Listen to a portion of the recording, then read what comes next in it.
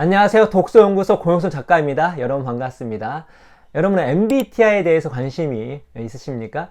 최근에 주말 예능에까지 MBTI가 나오면서 많은 분들이 관심이 예전보다 더 많아진 것 같더라고요.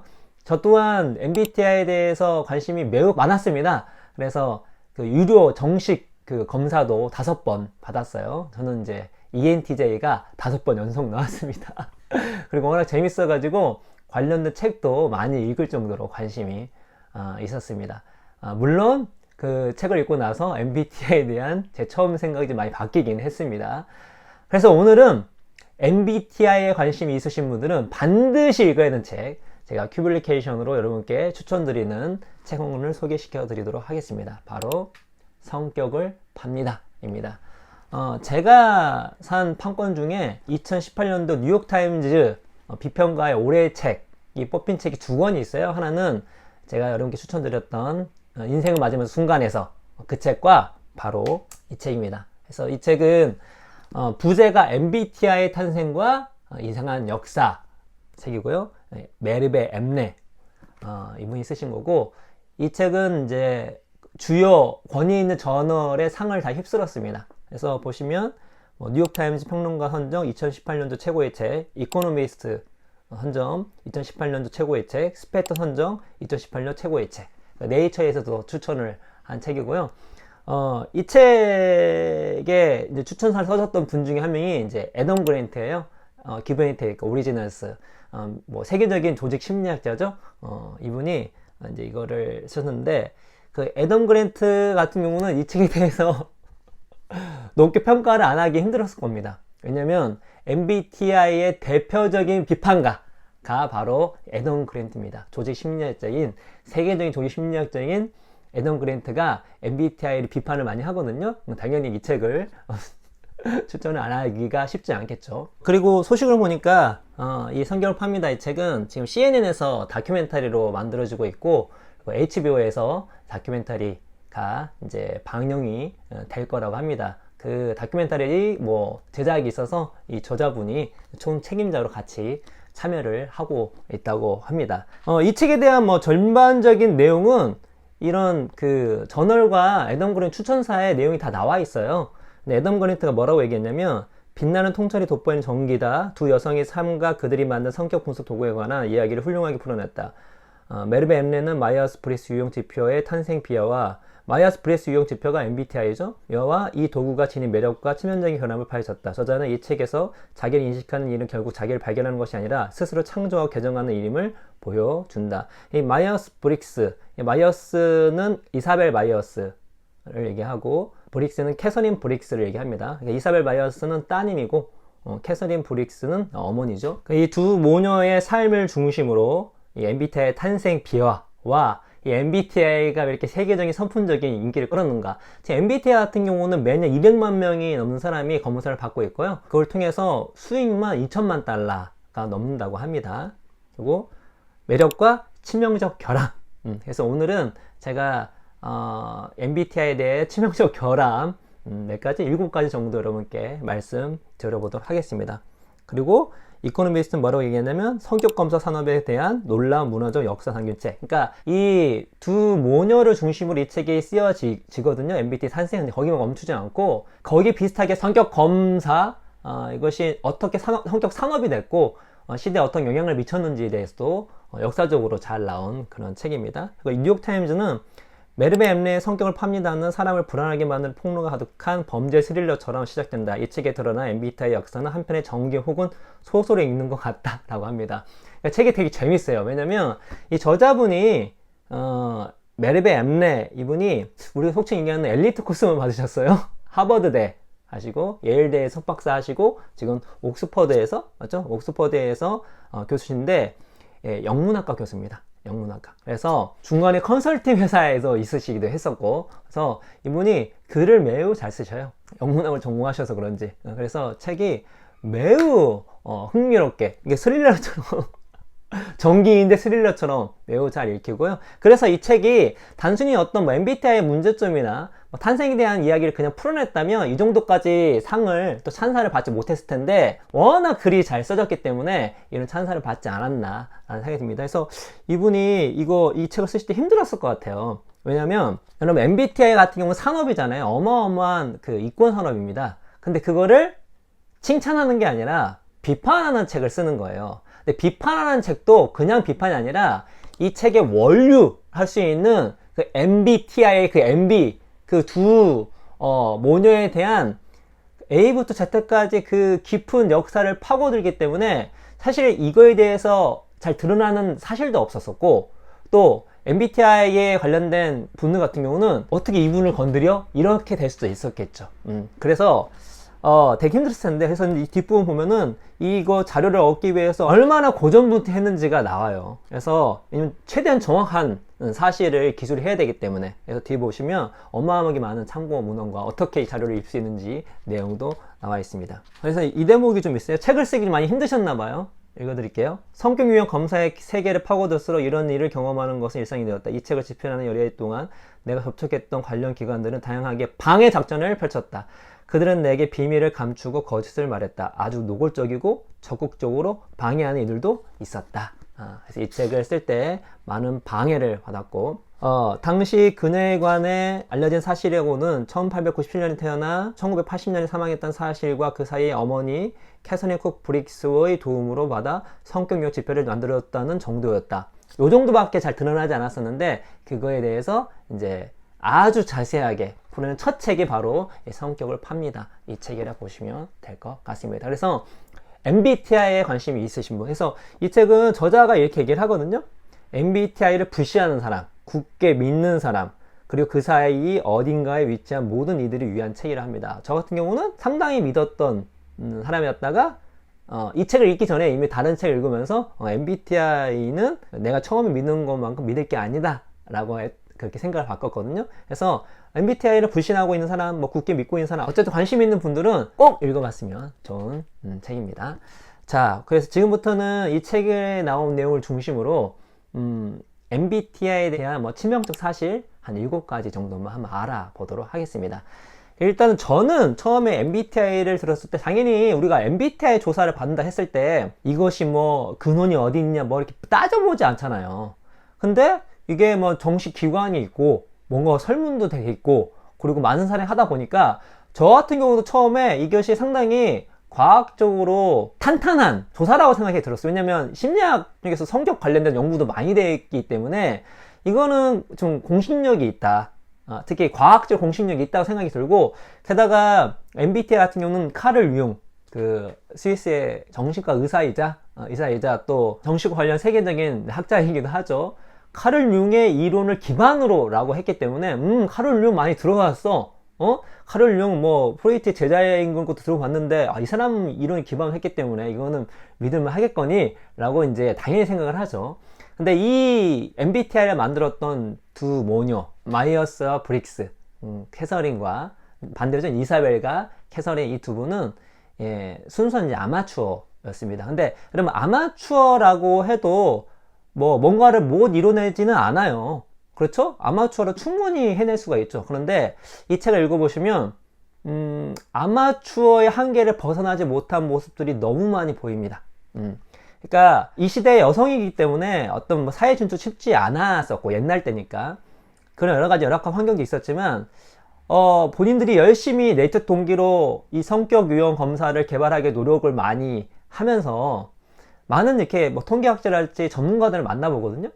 아직 협업도 많이 합니다. 그러면서 생각도 많이 바뀌고 또 부족한 모습도 인정을 하면서 나갔어야 되는데, 이 책 읽어보시면 이 자기들이 생각하는 거에 대한 확고한 신념이 있었어요. 그래서 확고한 신념 안에 이거를 시작할 때 갖고 첫 번째 마음에 들었던 그 생각들이나 마인드에 반하는 것들을 다 이렇게 거부를 합니다. 이 반하는 것들이 대부분 뭐냐면 과학적인 방법, 통계학 뭐 이런 것들이었어요. 그래서 일단은 이 MBTI를 만든 두 분은 아마추어 출신일 뿐만 아니라 영원히 아마추어였다 라는 결론에 이를 수밖에 없습니다. 그래서 이 책의 내용을 몇 개만, 2개 정도만 읽어드리면, 이사벨은 이들의 성격 유형을 분류할 때 혼재 변수를 통제한 적이 없었다. 내향형, 외향형, 감각형, 직관형, 상호형, 감정형, 판단형, 인지형을 구분하려면 개인의 성격을 규정하는 다른 요인들, 연령, 성별, 경제적 지위, 교육 정도, 정치적 성향 등을 통제했어야 한다.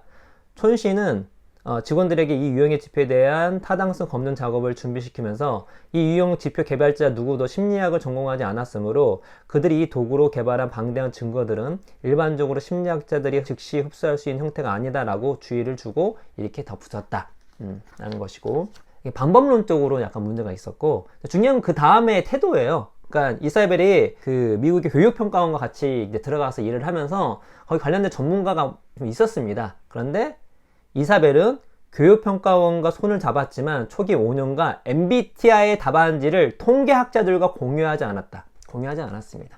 왜냐면 이제 완벽하게 공유하지 않았다기보다 정보가 좀 공유되면서 통계학자들 여러 가지 반론을 제시를 했거든요. 거기에 대해서 적합하게 답변을 하지 못한 거예요. 그럼 거기에 대해서 토론을 하면서 뭔가 개선점을 찾아야 되는데 그게 아닌 거죠. 이게 숨겼습니다. 그리고 내가 오라 이 생각을 계속 견제했다는 거죠. 그래서 MBTI의 치명적 견해는 무엇이냐면 이 MBTI를 말하는 그 두 모녀가 아마추어라는 게 아니에요. 아마추어 출신이라는 게 아닙니다. 아마추어 출신이지만 대가가 될 수가 있어요. 대부분 프로들도 아마추어 시작하니까. 근데 끝까지 아마추어 모습을 보였다는 거. 때문에 MBTI에 대한 근본적인 근간이 흔들리기 시작하는 거죠. 그리고 이제 두 번째인데, 이게 두 번째 이 MBTI가 이제 공신력이 있었던 것 중에 하나가 뭔가 전문 기관에 하는 것도 있지만 말씀드렸던 것처럼 카를 융의 이론을 기반으로 라는 거잖아요. 근데 맞아요. 이 책 읽어보시면 이 어머니 캐서린이 카를 융 책에 완전히 빠집니다. 카를 융 자체에도 빠져요. 그래서 카를 융에 반응하려고 되게 노력 많이 해요. 그러나 결과적으로는 무엇이다? 카를 융의 이론을 거의 제대로 반영을 하지 못합니다. 그래서 카를 융의 이론을 기반으로 MBTI가 만들어졌다라고 한다면 카를 융이 별로 좋아하지 않습니다. 않을 것 같습니다. 그래서 보시면 스트리커는 MBTI가 제공하는 이론적 통찰이나 실질적 타당성에 관해 제기된 주장들을 하나하나 반박하며 MBTI의 근거를 완전히 해체해버렸다. 그는 이 지표의 바탕에 깔린 이론이 융의 이론을 따르는 특징을 보이지만 그 내용이 대부분 새로운 것들이라고 지적했다. 그것들은 인간의 본성이 어떠한지 혹은 어때야 하는지에 관한 이사벨과 캐서린의 신화적 상상에서 나왔다는 것이다. 그렇죠? 예. 카를 융의 이론을 따랐다고 했지만 실제로 카를 융의 이론을 따르면서 MBTI가 만들어졌지만, 그러나 종국적으로 나온 MBTI, 이 두 모녀를 통해서 특히 그 딸 이사벨을 통해서 나온 결과물은 카를 융의 이론과 많이 동떨어진, 그래서 카를 융의 이론을 기반으로 했다고 하는 것 자체가 약간 어불성설인 상황까지 와버렸고, 최근은 더 간편해지고 간단해지고, 심지어 요즘에 인터넷에서 하는 것은 공식 기관에서 하는 것도 아니죠. 여러 가지 마케팅 회사에서 기존에 있는 어떤 96개 문항인가 원래는 그거를 아주 간편하게 막 바꿔가지고 하기 때문에, 원래 MBTI 자체도 여러 가지 그 과학적으로 문제점이 있지만 그건 더 그게 없는 거죠. 그렇죠? 그래서 카를 융의 이론을 기반으로 했다라는 것도 상당히 어폐가 있다라는 것이고, 이제 세 번째는 무엇이냐면, 그러면 카를 융의 이론은 어떤가? 라는 것이죠. 한번 찾아볼게요. 융의 이론을, 융의 이론은 여러 가지가 있지만 여기는 성격 관련된 이론입니다. 내향성, 외향성 이거. 융의 이론을 입증하는 증거는 전혀 없었다. 방법론에 문제가 있어서 융은 그가 유추한 내용들을 현대 과학적 개념에 따라 실증적으로 입증해야 한다고 생각하지 않았다. 그러죠? 그리고 융에 따르면 인간의 영혼은 객관적 심리학이 아니라 종교나 철학, 문학 텍스트에서 깊이 위로를 받는다. 융에 따르면. 다시 말해서 융 같은 경우는 이 성격, 그러니까 내향성, 외향성 성격 이론을 어떤 과학적 방법론으로 이론을 구축한 게 아니에요. 문학 텍스트를 기반으로 했던 거죠. 그래서 융은 700쪽에 달하는 책에서 자신의 주장을 펼치기 위해 상기한 자료들을 예로 들었으며, 온 세계는 상반된 정신과 대립되는 요소로 가득하고 이 같은 양극성은 우리 영혼에도 내재한다고 주장했다. 심리 유형은 선천적인 기질과 물려받은 체질에 관해 아무것도 입증되지 않는 것들을 전제로 태어난 허술하게 짝이 없는 괴물이라며 왓슨은 그의 비평을 마무리했다. 성격에 관해 아무런 과학적 도구도 제공하지 않는다는 것이 그의 요지였다. 라는 것이죠. 제가 봤을 때에도 프로이트의 어떤 이론조차도 지금 많이 논파가 됐잖아요. 그렇죠? 그 당시에는 뭔가 센세이션을 일으켰지만 융의 성격 이론도 과학적 방법론으로 구축된 게 아니라는 거 때문에 MBTI가 융의 이론을 기반으로 했다는 것도 전국적으로는 어폐가 있는데, 그 기반으로 했다 하더라도 융의 이론 그 자체도 과학과는 좀 거리가 있는 그런 이론이다 라는 것을 우리가 알 수가 있고요. 네 번째로는 이게 중요해요. 융의 이론에서 얘기했던 것 중 핵심이 이 양극성입니다. 그러니까 MBTI를 보시면 이렇게 양극화가 되어 있잖아요. 분야별로. 그러니까 뭐 E냐 I냐, 뭐 S냐 M이냐, 그리고 뭐 맞나요? F냐 T냐, 그럼 P냐 뭐 J냐, 이렇게 양극화되어 있다고. 그러니까 그게 이론의 기초가 융의 이론이에요. 우리 성격은 양극화, 이게 딱 나눠진다는 거, 대립항이 있다는 거죠. 그렇죠? 그러면은 여러분 통계적으로 우리가 MBTI를 조사를 하면 사람들이 어떻게 해야 될까요? 이 통계를 보면 이 쌍봉이 돼야 돼요. 이 외향적인 사람들과 I 내향적인 사람들이 이렇게 양극으로 있어야 돼요. 이렇게 양극으로. 그런데 실제로 그 조사를 해보면 이렇게 쌍봉으로 있는 게 아니라 정규분포로 있어요. 이렇게 가운데로. 그게 뭐죠? 대부분은 그게 양극이 아니라 그 두 가지를 동시에 갖고 있는 거예요. 동시에. 그 얘기는 그런 걸로 막 구분하기가 쉽지가 않다는 거죠. 되게 치명적인 겁니다. 왜냐면 이 MBTI의 핵심은 이 양극성에 있어요. 이 융이 얘기했던 양극성. 우리 성격은 이렇게 나눠지는 거예요. 그래서 MBTI 하셨을 때, 너 그래서 너가 그랬구나. I구나. 나는 E고. 그래, 너는 되게 강박적으로 생각하지. 나는 얘는 몽상가야. 막 이런 얘기하고. 야, 얘는 너무 즉흥적이야. 얘는 계획적이고. 근데 여러분 실제로 삶을 살아보면 그냥 이렇게 양극적으로 계획을 안 세우는 사람이 별로 없고, 계획만 세우는 사람이 별로 없어요. 근데 무서운 게 그렇게 한번 인식이 되면 그렇게 고정되는 성향이 있다는 게 무서운 거죠. 그래서 한번 제가 읽어드리면, 두 사람의 관계는 한 번도 좋았던 적이 없지만 로스가 이사벨의 연구 결과에서 통계적 불규칙성을 발견하면서 관계는 더 악화되었다. 이사벨은 그녀의 지표, 더 넓은 의미에서는 융의 이론 지표가 쌍봉 분포라는 통계적 개념을 전제한다고 항상 주장했다. 네, 말씀드린 거예요. 무작위 표본 사람들을 대상으로 F양식 검사를 실시했을 때 데이터에 뚜렷한 두 개의 봉우리가 나타날 가능성이 높다는 것이다. 이들 봉우리는 각각의 차원에서 두 개의 상반된 성격 유형과 일치할 것이다. 즉 외향형과 내향형, 감각형과 작관형, 사고형과 감정형, 판단형과 인식형이 동일하게 분포할 것이라는 주장이었다. 하지만 수천 명의 고등학생과 대학생 신입생을 검사했을 때 표본에는 쌍봉 분포는 전혀 드러나지 않았다. 대부분 사람들은 중간 부근에 몰려 있었다. 대부분 중간에 있는데 이 조사가 무슨 의미가 있어요? 그들의 성격은 이사벨이 설정한 이상적인 두 개의 봉우리에 분포하지 않았다. 근데 그 다음에 진짜 이사벨의 자세가 나와요. 왜 이사벨이 끝까지 아마추어였나? 이사벨은 이론과 수치는 정확하고 그것들의 분포도가 예측과 일치하지 않는 것은 일종의 우연한 사건. 교육평가원이 그들의 타당성 검증 과정에서 그들의 문제라고 믿었다. 로스는 동의하지 않았다. 예, 이런 객관적 사실 안에서도 이사벨은 자기가 믿는 바대로 이제 밀어붙이는 그런 모습을 보였습니다. 자, 이제 MBTI 네 번째 문제, 양극성 문제 좋고, 다섯 번째는 뭐냐면, 이제 우리 MBTI에 보면은 어떤 게 나오냐면, MBTI가 딱 검색을 해보시면 구글 보면 나오더라고요. MBTI 궁합, MBTI 직업 이런 거예요. 그래서 그 MBTI를 하게 되면 나에게 맞는 직업을 알 수가 있다. 뭐 이제 연인 관계도 알 수 있다. 라는 거고, 또 아무튼 왜냐면 MBTI에 맞는 직업을 갖게 되면 시선성이 배가가 된다. 그런 차원에서 이 MBTI가 매우 유용하다 라고 이제 하는 것이죠. 예를 들어서 저는 ENTJ 같은 경우인데, ENTJ는 이제 뭐 리더형 이런 거죠. 근데 저 놀랍게도 제가 5번 연속으로 그 ENTJ가 나왔잖아요. 근데 제가 그 MBTI 관련 책을 읽어보니까 아무리 봐도 저는 I인 거예요. 네, 신기했어요. 그때부터 제가 MBTI 좀 이상한데 라고 해서 알아보기 시작했습니다. 그래서 제가 MBTI의 문제점에 대해서 이제 많이 알게 됐었죠. 그 전까지는 제가 MBTI를 되게 신뢰했었어요. 그냥 왜냐면 뭐 신뢰하지 않을 이유는 없었으니까, 주변 상황이.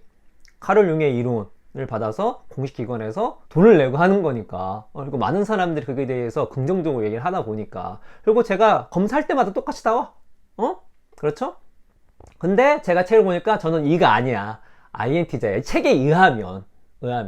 그렇죠? 근데 핵심은, 이거는 매던 그랜트도 뭐 강하게 비판하는 내용인데, 이 MBTI와 생산성, 직업의 적합성에 대해서 과학적으로 증명된 사례가 아예 없습니다. 증명을 못했어요. 그래서 이 책을 읽어드리면 성격 유형의 선호성 강도와 지능 사이에 상충관계가 존재한다는 이사벨의 믿음을 입증할 실제 증거라는가 통지된 연구는 존재하지 않았다. 내향형 사람들은 회계와 사무직 일을 했고 외향형 사람들은 검침이나 정부 업무 같은 일을 하고 있었다. 거듭 말하지만 이사벨의 관찰 내용을 입증해줄 통제된 연구나 실질적 증거는 전혀 없었다. 그리고 하나만 더 읽어드리면 성격 검사가 행복과 생산성을 높이는데 어떤 이점을 지녔는지 이론적으로나 실천적으로나 명쾌하게 입증된 적은 없었다.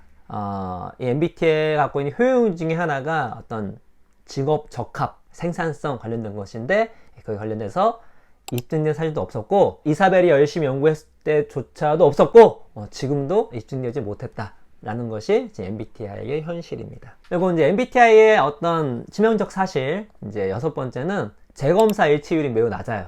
그러니까 이 두 분, 캐서린과 이사벨은 성격은 타고나는 거고 변하지 않는다 라고 주장을 하고, 특별히 MBTI도 그런 거를 기본에 깔고 합니다. 물론 이제 이거에 대해서 자의적 해석을 하면서 그렇지 않다라고 하지만 기본 베이스는 이제 타고나는 거예요.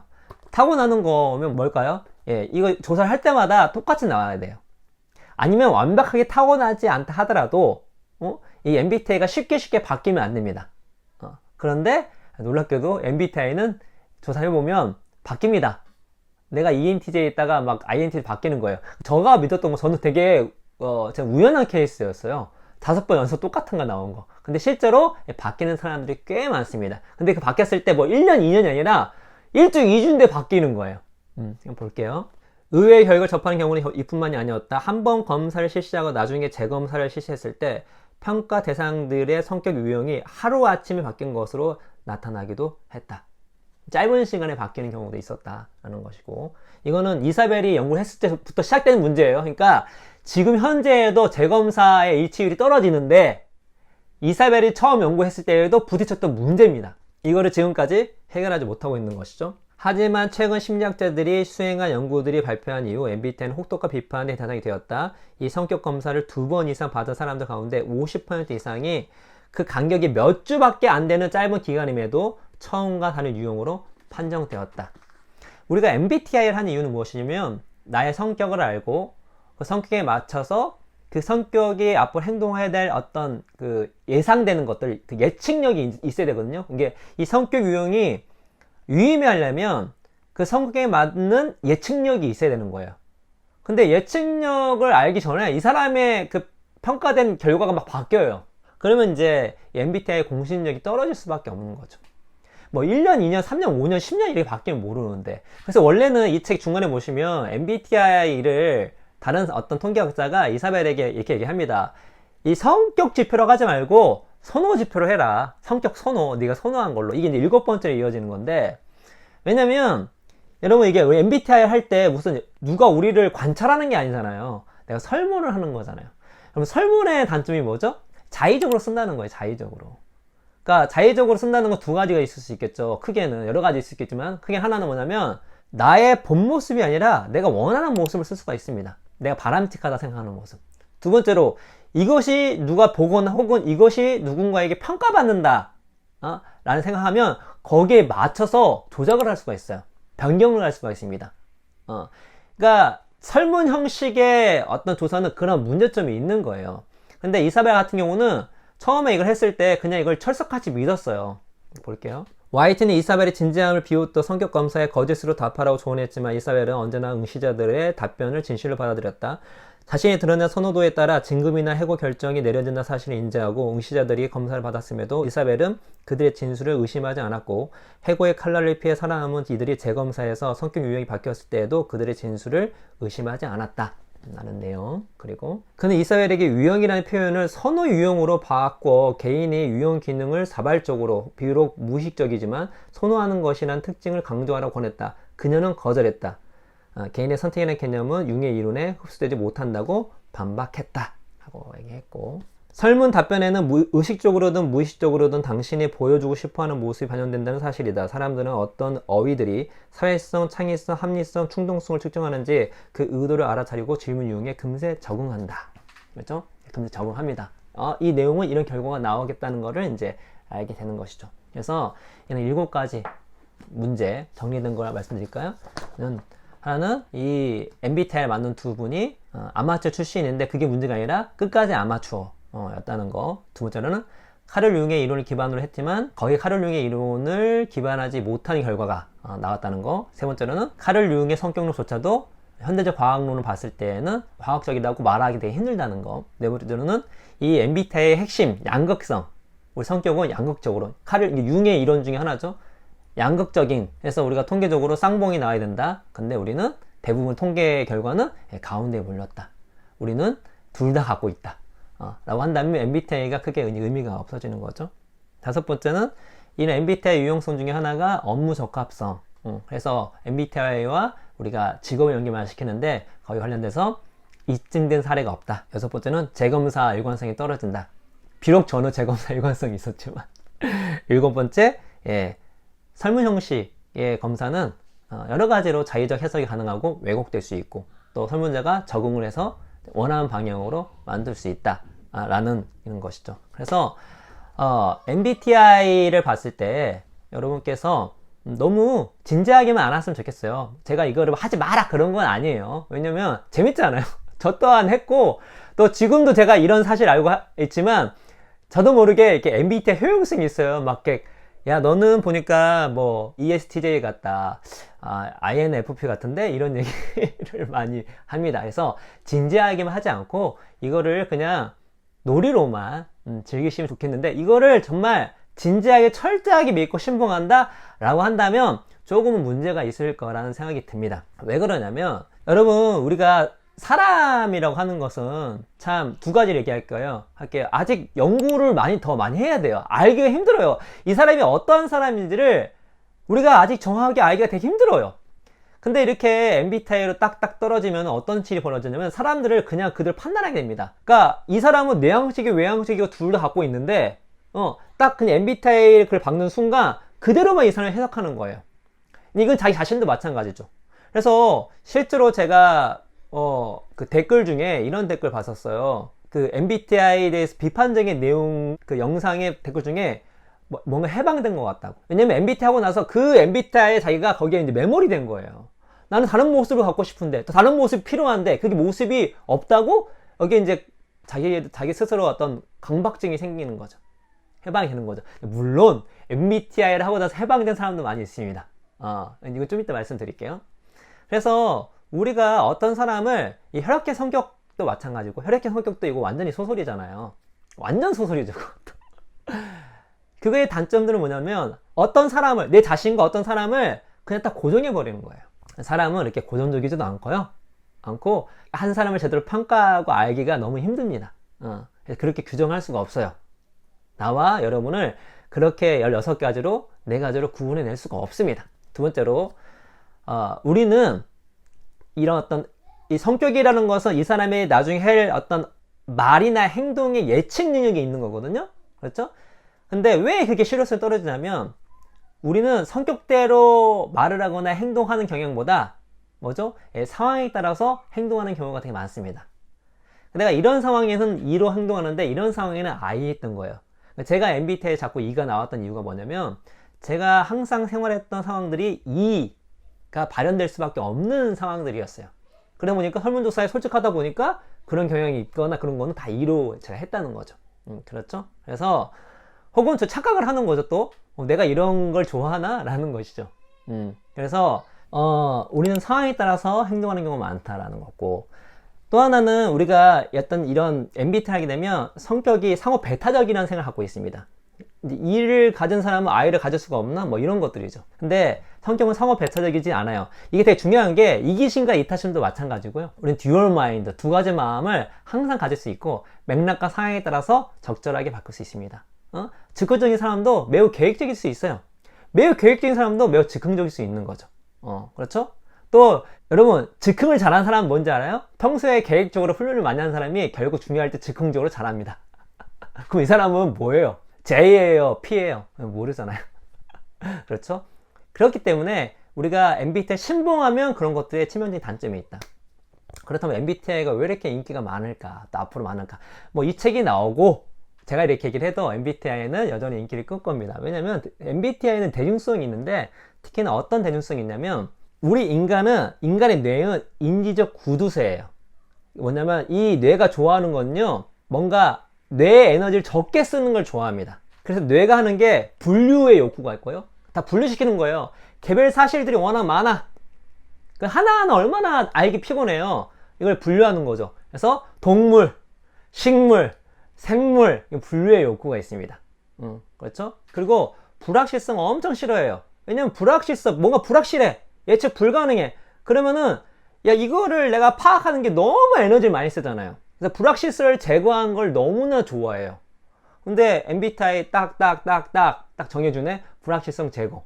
그리고 실제로 MBTI에서 해방되신 분이 뭐냐면, 이런 불확실성 제거가 커요.